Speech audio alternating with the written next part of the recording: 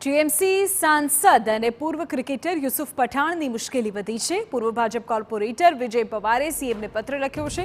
યુસુફ પઠાણ વિરુદ્ધ લેન્ડ ગ્રેબિંગની ફરિયાદ દાખલ કરવાની માંગણી કરાઈ છે।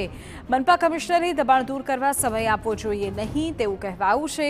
જમીન પર કબજો જમાવ્યો ત્યારથી આજ સુધીનું ભાડું પણ વસૂલો આ પ્રકારની પણ માંગણી છે। યુસુફ પઠાણની જમીન દબાણ મુદ્દે હવે વિવાદ ચાલી રહ્યો છે। મનપાના પ્લોટ પર યુસુફ પઠાણે કબજો કર્યો હોવાના આક્ષેપ છે।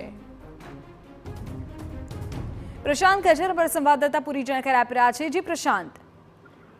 બિલકુલ થી ટીએમસીના જે સાંસદ છે અને પૂર્વ ક્રિકેટર છે યુસુફ પઠાણ તેમની મુશ્કેલીઓમાં વધારો થઈ રહ્યો છે। જે વડોદરા શહેરના તાંડલજા વિસ્તારમાં કોર્પોરેશનનો 90 નંબરનો જે પ્લોટ આવ્યો છે તે પ્લોટ ઉપર ગેરકાયદેસર દબાણ કર્યા હોવાના આક્ષેપો ભાજપના જે પૂર્વ કાઉન્સિલર છે તેમના દ્વારા અગાઉ પણ કરવામાં આવેલા। જે વિજય પવાર દ્વારા ચેરમેન અને મ્યુનિસિપલ કમિશનરને પત્ર લખી અને આ સમગ્ર ઘટનાનો ખુલાસો કરવામાં આવ્યો હતો। ત્યારબાદ જે મ્યુનિસિપલ કમિશનર છે તેમને દબાણો દૂર કરવા માટે યુસુફ પઠાણને નોટિસ પાઠવી હતી, જેથી નારાજ થઈને પૂર્વ કાઉન્સિલર જે છે વિજય પવારે તેમને મુખ્યમંત્રીને પત્ર લખ્યો છે અને યુસુફ પઠાણના જે દબાણો છે તે દબાણો પ્લોટનું ગેરકાયદેસર દબાણ છે તે દૂર કરવામાં આવે અને સાથે સાથે અત્યાર સુધીનું ભાડું તેની પાસેથી વસૂલવામાં આવે તેવી માંગ કરી છે અને સાથે સાથે લેન્ડ ગ્રેબિંગનો કેસ પણ યુસુફ પઠાણ ઉપર થાય તેવું પત્રમાં જ તેમને જણાવ્યું છે।